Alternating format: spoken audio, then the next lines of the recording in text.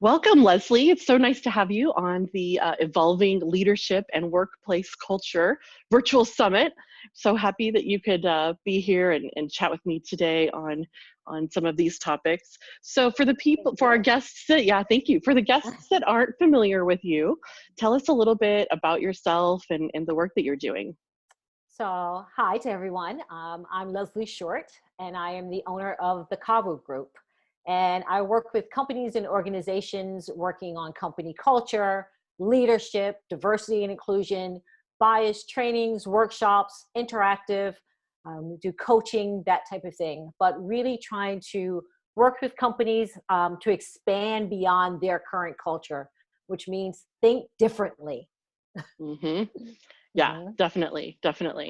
So the title, we've titled this virtual summit "Evolving Leadership and Workplace Culture," and it sounds like that's what you're talking about, That's what right? I Like do how all do day. we, like how do we think about it different? Like how do we evolve, right? So for Yes. you, what does evolving leadership mean? What does that look like for you? Evolving leadership is really understanding that what worked before doesn't mean it will work today. Mm. Doesn't mean it's bad. It just Mm-hmm. means that you may need to shift um, even some employees, the workspace, the attitude, projects, vendors. It's always looking for what's next, but never Yeah, forgetting your purpose today. yeah. Yeah, that's great. Yeah, I love that. I think that that's where a lot of companies have gotten hung up in the past, right? It's like, well, this is Yes. this is working, like it's good enough, Yeah. right? And we're so busy just trying to keep everything else afloat, that Change is it's hard, yeah, yeah, but change is now. yeah, yeah, you yeah, know, exactly. Yeah, and we'll get into that a little bit, you on know. this conversation too. So what does workplace culture mean to you? What does that include? It's different for every single company, and that is the trick. Because again, it works for another company, doesn't mean your leadership is the same, your Hmm. employees are the same, your mission is the same. It's Right. understanding that it's more than a handbook or a pizza day or ping pong table or gift cards or any of that. You Hmm. have to create it. It's not something you discuss. Company Hmm. culture needs to be created and Yeah. cultivated. And Hmm. it's forever changing and evolving with as the growth of the company does Yeah. that. If Yeah. you're doing it right. The issue is again, people get, oh, well, we gave cupcakes on every other birthday. We're good with that. Right. Yeah, but you have a different degree of people that work for you now. Hmm. The 30-year-old is the CEO and the 60-year-old is the assistant. Right. So how do you evolve your leadership thinking into your company culture Yeah. thinking? Because it starts with leadership. Hmm. Yeah, I read something recently that said that you shouldn't like that. What you're saying, like kind of your Mm. culture should grow. Like you shouldn't be so set with the culture you started. But I was kind of the mindset that when you start a company, you really should have some strong, and I would say values in place. So maybe I'm Mhm. confusing like values with culture. Yes, So different. so tell me more about that. Values is the foundation for which you stand. Okay. If you're doing quality work, if you um, believe that everyone has a stake in the company, those are things that you build your company's thought process on. Hmm. And that's your thinking. That's Right. the big picture. Now, Right. when you bring others into your fold, you have to begin to live the values. Those values Hmm. have to breathe. Hmm. And those that are working there need to not only see them up on a wall or on a plaque, but feel Right. them each day when they walk in and feel that their investment. Company culture is investing your Hmm. employees in to your values. Yeah. Yeah. And I've been kind of trying to figure out this idea of incentivizing your employees on the like based on values, right? How do you not just incentivize them on performance, right? Like making the widgets, like whatever their part is, Right. right? And making the Right. widgets, right? But like also incentivizing, the culture and But the are you saying values. incentivizing as in if I bring someone in, then I get $10 more? Or is it, I don't know. I don't believe in that. I don't know. I don't want to say I don't believe in Hmm. incentivize. It is a purpose for it. But I Yeah. believe if you are coming to work in a place Hmm. where you feel value Hmm. and the values match internally and Right. externally, is somewhere you can Right. be proud to show up to every day, that Mhm. is your incentive to be part of that Mhm. process. And Mhm. then as it grows, to continue to hopefully get promoted, be involved with the Right. foundation work or diversity work, whatever that is, Mhm. that Mhm. also brings you joy that you get to do within your company. Now, Yeah. that doesn't mean your life revolves around your company. I think that's where employees get stuck as well. Right. It's work. But to Mhm. incentivize, I know a lot of companies now are starting to do that with diversity and inclusion. Mhm. Oh, if you suggest someone, then if we hire them, then you get an extra $200. Mhm. Well, I look at that twofold. Is that $200 worth when even your best buddy that you thought was going to be great does not turn out right, and it Right. doesn't turn out right, and they look at you like Right. it's that Yeah. fine line. Like, I understand companies say I'd rather start with someone knows, but what Yeah. a bias that is to everyone else that's out there that is Mhm. also great and doesn't have that opportunity. Yeah. So, values and company culture, all of those things, how you hire, how you promote your people, how you Mhm. treat them on a daily basis, that's Right. company culture. Yeah. Yeah, definitely. Yeah, that's awesome.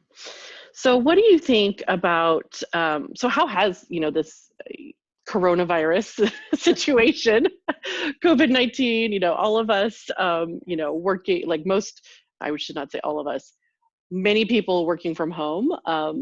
Yes. My heart goes out to all those folks that are not able to work from home and are considered in essential positions. But I think for the purpose of this conversation, we'll probably talk mostly about all these folks working from home right now, and how does that impact workplace culture?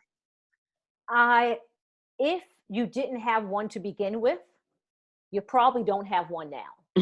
And it is really, and I just told you before, I'm in the midst of writing a book, so I've been interviewing people, Mhm. and I've actually had to go back and kind of re-interview Mm. new sets of people because Mhm. of this.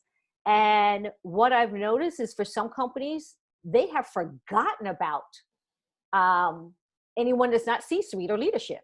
So Right. they're off having their meetings, and then they're doing the trickle down theory, which is not a pass in the hallway, but a half of an email. Right. And then that person is supposed to tell this assistant. And so much is getting lost, and they're not even the opportunity of seeing leadership once a week. It's Right. still like, oh, speak to your supervisor, where your Yeah. supervisor is at home with 2.2 kids, Mhm. a mate, you know, and who knows what size living area. Right. Right. And so now your supervisor is also teacher, mother, wife, girlfriend, husband, boyfriend, whatever that Mhm. is, Mhm. on top of telling you to go do something, and something's crashing in the back. So Right. there, I think companies have forgotten how to, they have not circled the wagons, and not all, but the Mhm. majority that I've been speaking to have felt Yeah. very disenfranchised with their Mhm. companies, because it was either lack of communication. Now, let's be honest, this knocked everybody on their side. Right. So this wasn't like, oh, in 3 weeks, we're going to shut down the office and clean Mhm. the office, and everyone take your laptops and make sure you take your files. We're going to work from home. That's not what this Right. is. It's like, the state has shut us down. Right. There's a Right. virus. My mother, my father, it was all of that. Yeah. Yeah. So when the employees come to me and ask what's happening, I go, let's look at that. Let's look at it from their Mhm. standpoint. Mhm. They had to circle the wagons very quickly. The issue was, there was a lack of communication Mhm. on what was going to happen, even to say, I don't know what's going to happen. Right. Right. Yeah. You're going to be home, and I'm going to let you know in a few days. Mhm. Yeah, exactly. Yeah, if one of your values, core values from the beginning, is not authenticity or transparency, right? And you don't hold that as a value, and you weren't already operating, with that, and building that trust with your employees, then yeah, now it's just a crisis, right? And you're dealing with whatever big decisions, that you have to make. And so, Plus vendors, plus. yeah, exactly. But so let me go back to one word quick: transparency. Mm-hmm. I worked with a CEO that said it best. Mm-hmm. As a CEO, or as a certain level leadership, it Right. is very hard to be transparent. Mm-hmm. And I tell that to employees all the time. But that doesn't mean you can't be visible. That is a much better word, because there's no such thing as transparency. You're never going to know what the book says. You don't know what accountant says. You just saw that a new machine came in, or there was 5 new hires and you didn't get your raise. You know, we don't know what's happening. Right. So communication around that. Communication right? around that. right. I can be visible, but transparency is something that a lot of them don't even have the right to be. And so I want to always start to clarify that when we start speaking about leadership, because I would love for every other leader to pick up on that. And when he said it to me, I said, I'm going to use that from now on. I applaud you for looking at it that way. Yeah, so I think what I was picking up from what you said earlier was maybe more vulnerability, right? So when you said, for the leader to say, I don't know, right? Like work, That's like the truth. Right. Like, I don't know what's happening, like, let's figure this out together. And I think that's the thing. It's that involving your people, right? Involving your team, not just shutting yourself, in a room with whatever level of leadership and then, cutting everybody out until you figure it out. Like I think that's what I'm hearing is happening as well. It sounds like that's what you're hearing. I would go home.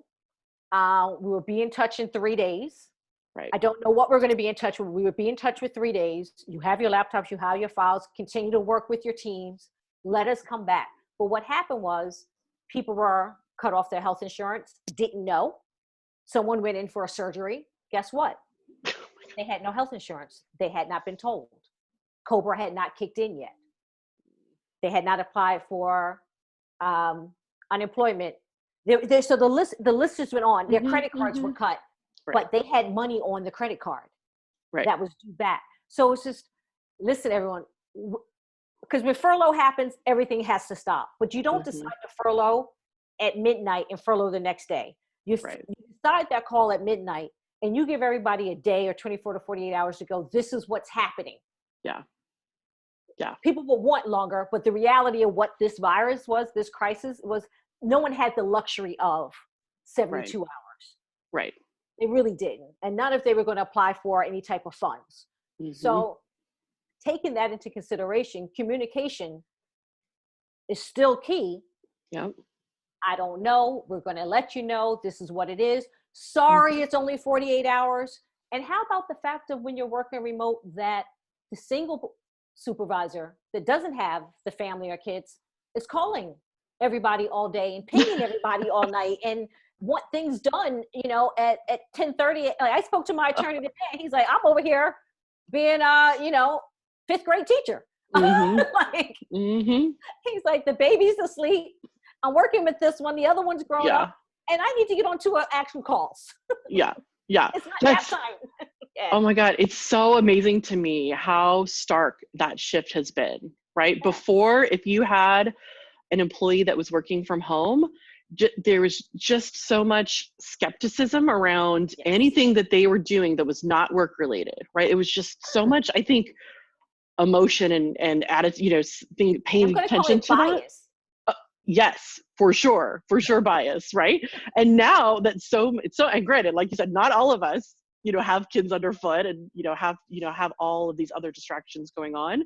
But it is definitely a learning curve, I think, for those that are now in that situation and those of us who see others in that situation, and extending that, that empathy, that compassion to them. If somebody says like, hey, I need to reschedule this call or whatever, right? Like I can't deliver, something we agreed on. I think most people, I'm sure there are some people that haven't quite, caught up with this, right? But like, I think for a lot of people, this is definitely a shift where it's, people seeing that there are other priorities and, cutting your coworker some slack, hopefully is something that might carry into the future. I mean, we'll see, we'll see. I think some of it will. And here's the other thing that some companies, because I never like to group everyone, even though it's the majority, will no longer have an excuse not to hire people with disabilities. Because before it was the same thing. Oh, I can't have you working off-site. I don't know what you're doing. There is zero excuse at this moment and why anyone that is qualified that has a disability that cannot come into an office every day cannot work from home now.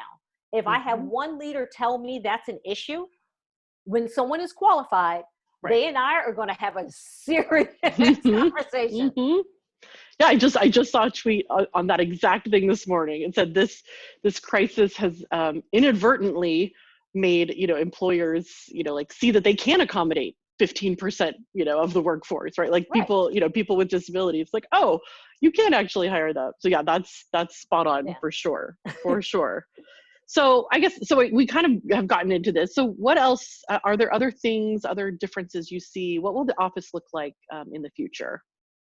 I mean, that is yet to be determined, but Mhm. I want to throw a couple scenarios out. Mhm. If you're in a open workspace, I think if anyone coughs, sneeze, or looks like they're rubbing their nose, somebody's going to have an attitude.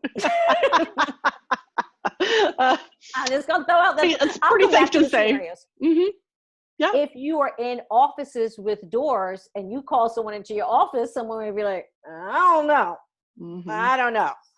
There is going to have to be a shift in space. Is it Hmm. going to look like you have staff rotating in and out? Now, Right. here's what happened with that.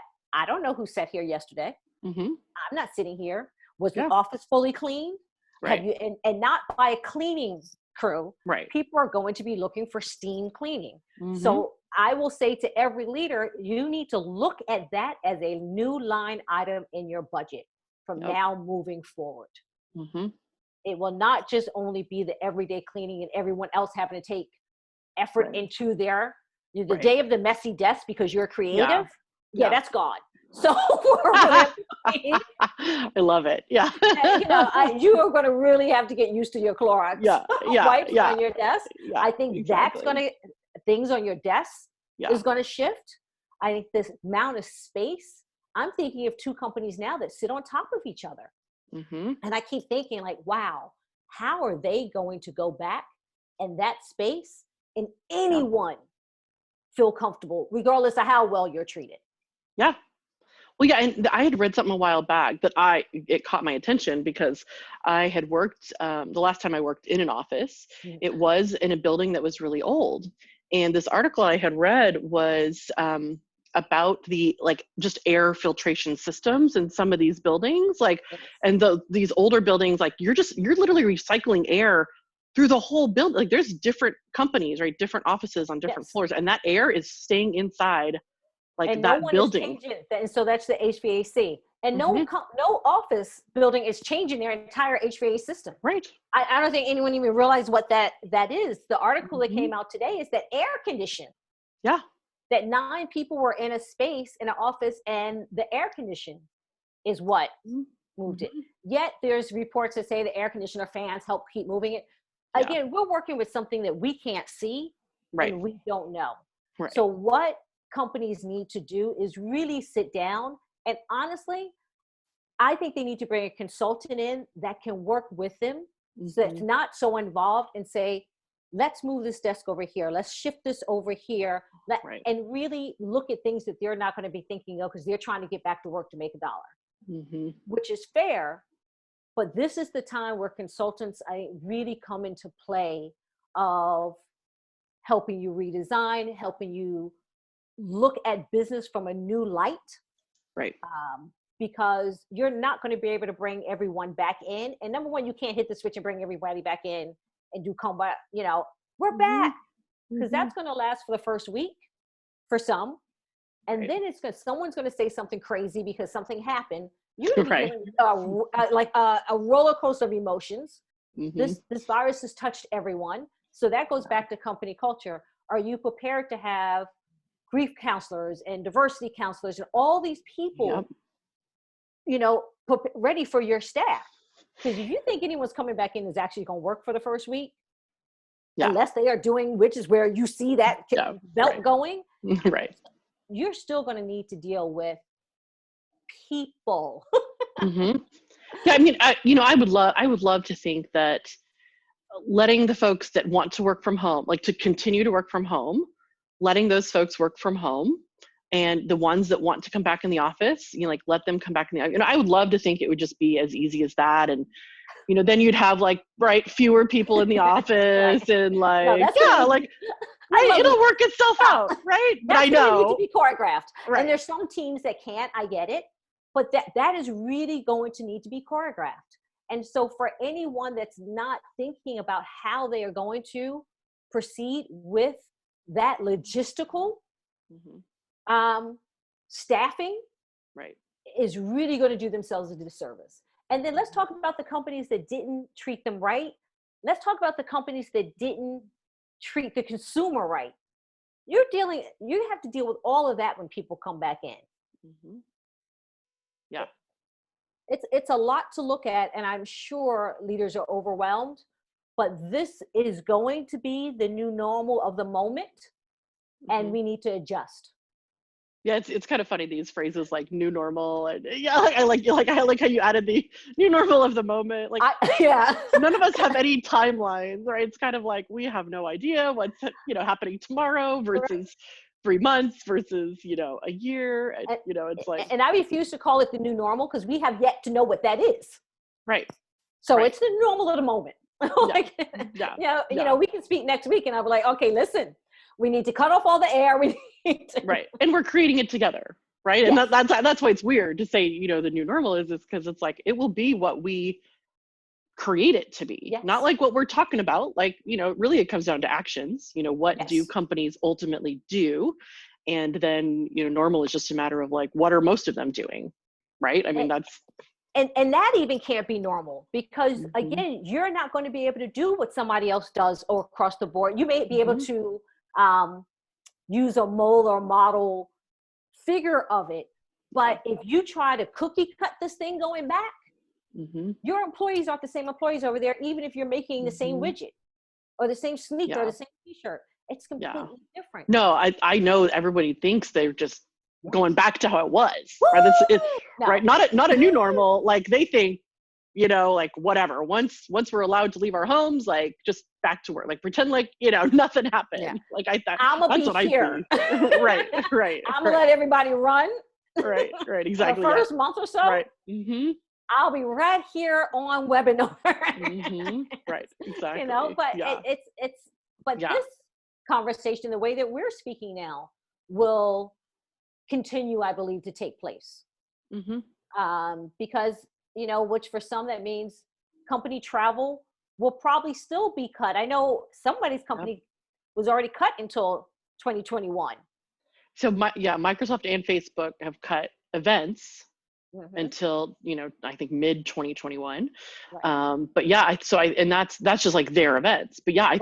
I think you're totally right. I think just companies, though, those companies and others Hmm. supporting their employees to travel for whatever reason, meet with one client versus go to a big conference. Like you're still in an airplane, right, with lots of other people and recycled air and everything just to get there. Right. And so yeah, all of that is going to continue to see a drastic reduction. And unfortunately, folks in the events industry haven't fully accepted that it's not going to just go back to normal when our Yeah. governments say that we can leave our houses. Now I'm having that conversation actually with Liz, Mm-hmm. Mm-hmm. because it is not. There's not one industry that will go back to normal. Right. Will M3 go, 3M go back to doing post-its and masks? I mean, that's what they were doing. And they're Mm-hmm. going to take it down a degree and they're probably going to breathe. Or can they take it down a degree? Because they're shipping to another country that may have something. So Mm-hmm. again, even with them, we just don't know. And for any company that thinks that they put an employee on a plane and they're not responsible for that employee, Right. that's going to be an issue. So also Mm-hmm. handbooks will Mm-hmm. now need to be rewritten. Yep. This is not in anyone's handbook. This is not in any Right. company manual anywhere. Right. Right. Exactly. Oh, that's So, awesome. So, yeah. so in the future, so let's say you've been lucky, you've had a fairly decent culture, as a leader, Mhm. and but really it hasn't been so intentional, right? Like it's just like maybe you're a good person, you're a good leader, and you've created a pretty good culture. What should leaders be thinking about in setting the tone for their culture in whatever we want to call the future? I go when we come out on the other side. Yeah, exactly. That's what I've been writing to people. Yeah. When we come out on the other side or in the middle of the side, Hmm. they're going to really need to be open enough to have hard conversations. Mm-hmm. And if they are not open enough to do it, to bring in people that can do it with them. Mm-hmm. And I think that is going to show employees, regardless of size of company. I don't want to hear we're too big for it or too little for it.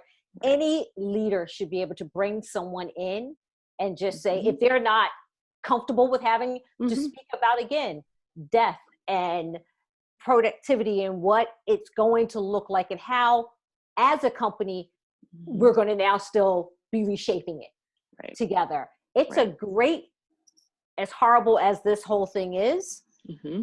for companies, if they have to look on the other side of this for being positive, this is a great kickstart.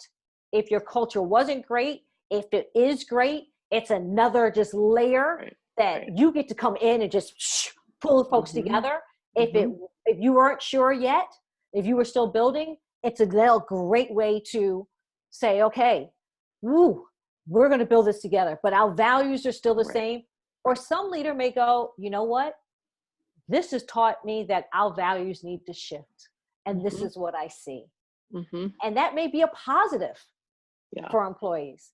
But leadership has to be real with themselves and their boards. I'm going to throw them in because some of them are listening to the board. Right. And you have to remember that every employee is not the same. And as I was on a webinar yesterday, and I said, you have to remember your privilege, because everyone did not come back from an amazing house. And even the person that you thought was great could have been coming back from an abused home or just in a surroundings that was not comfortable. And everyone's going to feel all of that, because this was not a week or a weekend where you can put on a happy face and come back into the office.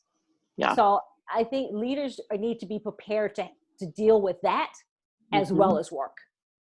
Yeah, that's been an interesting thing I've noticed. I don't know that many people who are, I would say, like super private, but for that, for those people who you really just need that separation between, work and their home life, like they don't let any, their work, like coworkers, like they don't want them to know anything about, them in their personal lives. Like this must just be absolutely devastating for them, like to have to, blur that line, somebody, and you bring up, severe cases of people that are really dealing with, horrible things at home, or just, things that don't make their home, working at home conducive. Right. But that's the reality. See, because we all like to put on the work facade and go in. And we are who we are to our leaders, and we make things happen. And that's why a lot of people do have the separation, or know what you know. Yeah.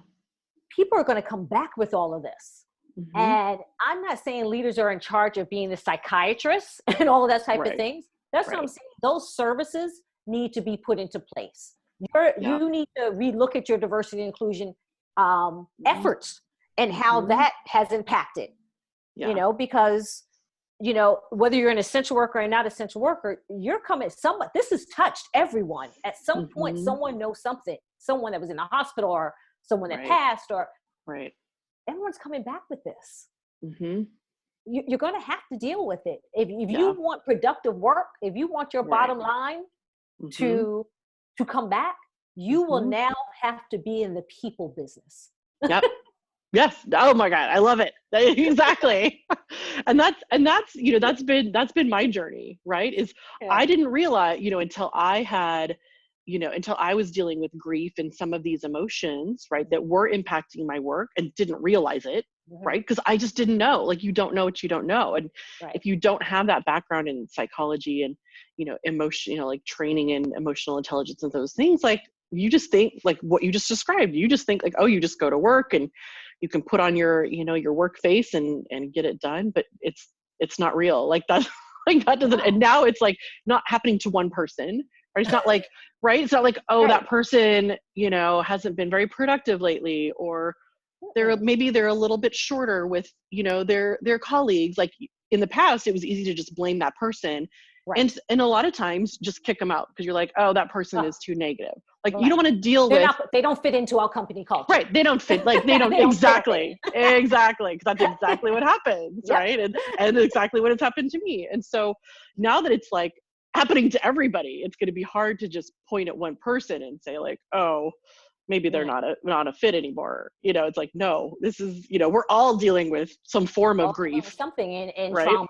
And, I went into one company, as I also work as a corporate operations strategist, and I was going in to help them rebrand and reshift and hire and build a D&I department. So I had a big overall assessment of the company. And when it was time to start working with the employees, the first thing I always ask is kind of, what do you do here? And meanwhile, I've spoken to leadership, and it usually never really matches up. But that's a whole nother thing. Oh, yeah. Oh, my God, yeah. But what happened was that there was 2 employees that had just lost their mother in a matter of months. So those departments were reeling. The one person had just started a job, and so they felt that they couldn't take off. And I went to the CEO and I said, I need you to give this person 3 weeks off. The first 2 weeks, no one's allowed to speak to them. The third week, I'll check in. We actually want to give them 4 weeks because they are of no service to you at all whatsoever. Yet they are amazing at what they do. So you need this person back in full force, but you're not even getting a quarter of what they're worth right now. And they agreed with me, and we made that happen. And she looked at me and she just started crying in the office. She's like, you're not supposed to cry. I'm a female in the office. I know. And she's like, I would have never asked for it. I would have never stood up for it. Yeah. I mean, she came back. She came back, So we are really going to have to take a step to rebuild not only business, but people within your business.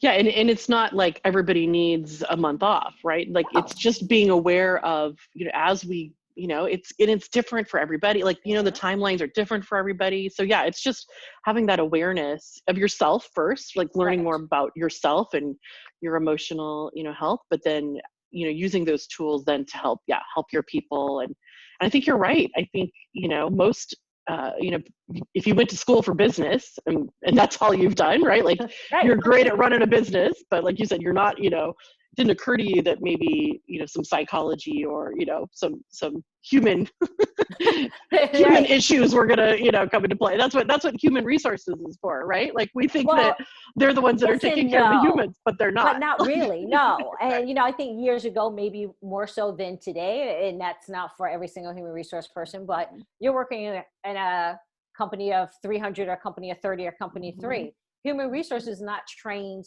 in chaplaincy and conflict coaching and transformational coaching. That's not what they are trained in.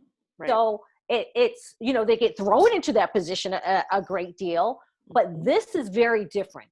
This is hire a small team that's available to your staff the first month. A month retainer, invest in 3 people, 2 people that's available to be with your staff, to walk through, to help even do assessments with you. And just come back and tell you, this is what I see. I don't need to tell you who I spoke to. Right. I can just tell you, I saw this amount of people, just so you can gauge where you are. Because I think it's going to backfire for those that don't. Yeah.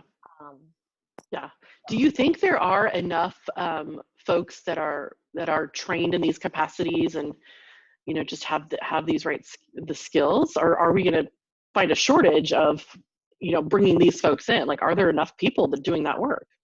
I mean, maybe because I'm biased because I do it. And so I know a lot of people that do it. I think there are. I think here's what I also say. I'm someone that's lucky because that's another part of my life that I do, but that I bring those skills into business because I know business and I'm about business and I know the bottom line and I know how to shift and cut and move.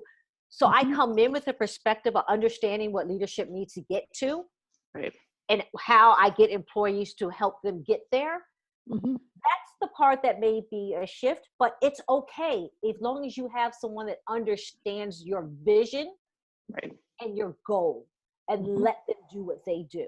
They're not an employee of yours. They're a consultant for a month. And there's enough of those people. I do believe so. Yeah. I think I was researching industrial organizational psychology, right? I'm fascinated with this idea that, all of the stuff that we're talking about, the emotions of employees and engaging them and developing them. But so that kind of combination between business and psychology, right, is my take on it. We can't get too sorry, PhDs. I know I've been beating up on everyone who has PhDs. So I'm so I don't have one. I know, right? Like I don't have one. But I'm going to say this way: we can't get too PhD on it. No one's trying to do the psychic of the whole brain while everyone's there. You're trying to get someone. The thing about like conflict coaching, it's working with that person to say, this is the issue. How do you, not the employee, how do you build to get past that so you can get done what you need to get done? If you can't move the tree, how do you go around the tree, under the tree, climb up the tree? How, give them those types of skills. Yeah. That's what's needed right now. No one needs to go in and feel like they're being psychoanalyzed. They just want to be able to go in and go, ugh, and someone goes, how do you want to fix it? And then help them do that and back off. That's the small difference where I think we have to be careful of just not going with anything, finding the right people that works for your culture.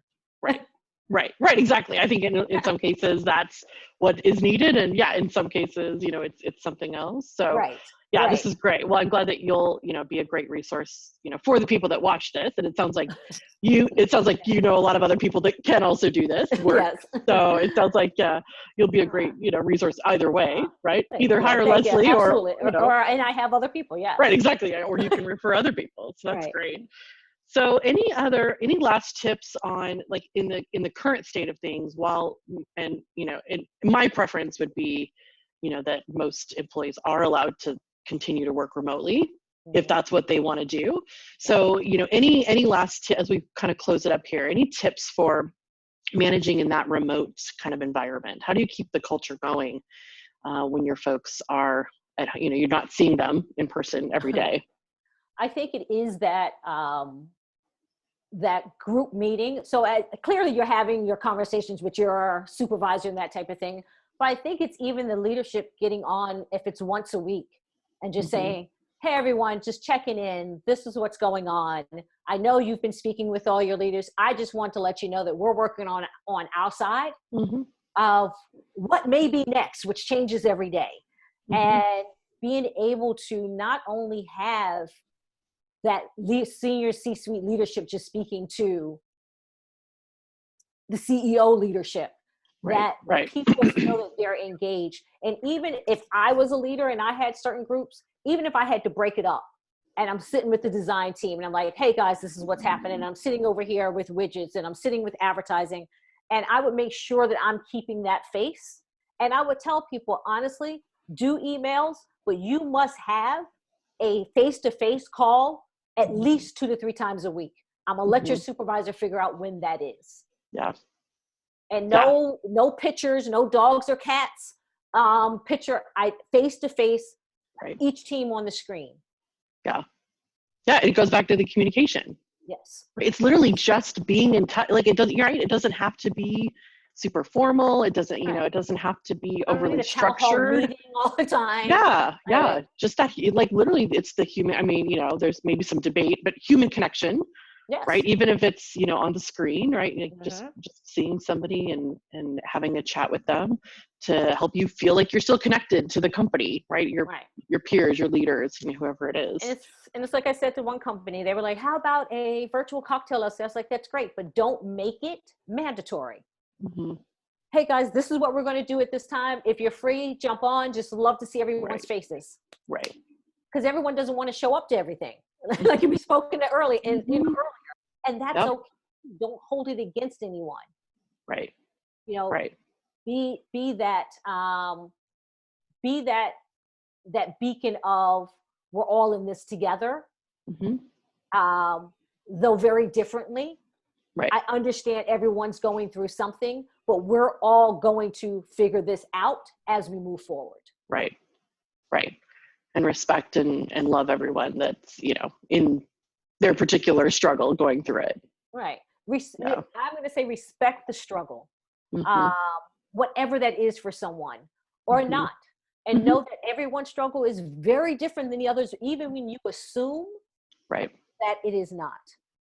Do not tell someone they can't use a Zoom background. You may say, please pick a professional one, because you don't know what their living area is. They may not want to show that. Or, just be respectful of someone's time. Don't text me at 9 o'clock on a good night, let alone on a crazy. Like, just set boundaries. I think that's something a lot of companies have missed. We're going to work from 10 to 4. That's the time that we're all going to speak. The rest of the time, I'm asking you to be available during that time. Right. Right. That I've heard a lot that's not happening. Or there are people are still saying I have to clock in at 9:30 to 6:30. Yeah. What the devil are you doing? I said to someone today, what are you doing? Your industry is shut down. There's no one, even if you could speak to someone, no one can sign off on anything. Right. Right. Exactly. So don't have people, I get that the way that the money is set, that your employees have to come back to work, but don't make it so that you are also disrespecting people's time and energy and brain power. Figure out how that's going to look. Yeah. Well, and that was, it's so funny because I've been, I think you as well, I've been working from home or, running my own business from home for so long. Some of us forget that's what it was like a lot of times when, you first had employees transitioning to remote work. It was like this idea that, you're just online, right? The same, 9 to 6, right? You're available, right? Like you need to be present in some way. And it's like, the companies that then over time kind of evolved, right? Like they evolved understanding that really what people wanted was the flexibility, right? It wasn't just that I want to be sitting at home, right? It was that, I also, do need to take my kid to a doctor's appointment or whatever, right? Like I want to take a yoga class in the middle of the day, but, I'm still going to get my work done, right? Maybe it's at a different, so for everybody, it's that flexibility, autonomy, right? Like doing what you need to do and like you're just getting it done, and so the ones that have evolved, right, grew to understand that. So now we have all these companies that they missed out on that evolution, right? They're just jumping into like, oh, be available to me all the time and I need to see you at your desk, right? And someone said they're actually clocking their mouse. So if their mouse hasn't moved unbelievable in 4 minutes, then they're like pinging, where are you? Now, I don't know. I guess that's why, I consult and I come in and I help you go, maybe someone just went to the restroom and grabbed water. Maybe they tripped over something. Like, can we just take that down just a bit? I'm going to say this is why so many smart people are consultants, right? Because they were not trusted, they were not trusted to do their work. Right? Like they were not given that autonomy. They were not given that trust. And this, there's so many of my friends, right? Like some of the same people you and I know, right? Like that just, this idea like, oh, I don't want to, work in a big company anymore. And this is why it just, the culture was not set up to, really value smart people and recognize that, we all deserve some flexibility and understanding and trust. Yeah. Sometimes as a designer, as someone that's creative, you just need to get out and walk the streets and see stores and people and fabrics and colors and hear other conversation, which is going to like energize you. Right. And, when you don't have the flexibility, when you're clocking lunch, errands, right, you're not getting the best of your employees always. So this is another great chance to go, how do I get the best of my employee? Right. That is going to be beneficial to both of us. Yeah, exactly. Well, that is, I think, a fantastic way to end a great chat. So thank you. Thanks for all of your wisdom, leadership and, the culture stuff. This is great. So if anybody wants to then get in touch with you, maybe to hire you or get your, reference referrals for other people doing that kind of work, how do people get in touch with you? They can do it through LinkedIn and just my name, Leslie Short. Of course, the company name is the Cavu Group, CAVU Group, the Cavu Group. And my website is www.thecavugroup.com. Okay. The Cavu Group. Great. Yep. And then, all the social media is under the Cavu Group. Great. Yeah. And I would say, and Leslie definitely puts out some good stuff on social too. So make sure you follow her there passively if you're not interested in connecting her, directly. No, follow because I love to share and it's all about change, and whichever way you're going to go, let's make change together.